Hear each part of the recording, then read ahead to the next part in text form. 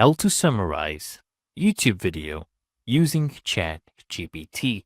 So right now I want to summarize this video. I have it opened up right here. What you're going to do is scroll down, click on the description, okay? Click on show transcript right here.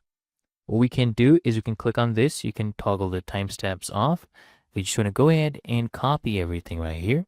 Of course, you can do this with any kind of video. It doesn't have to be an educational video. Come here back to ChatGPT and write summarize the below YouTube video for me.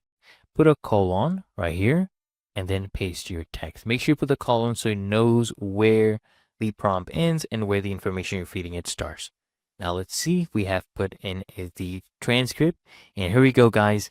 ChatGPT has went ahead and summarized the YouTube video for us.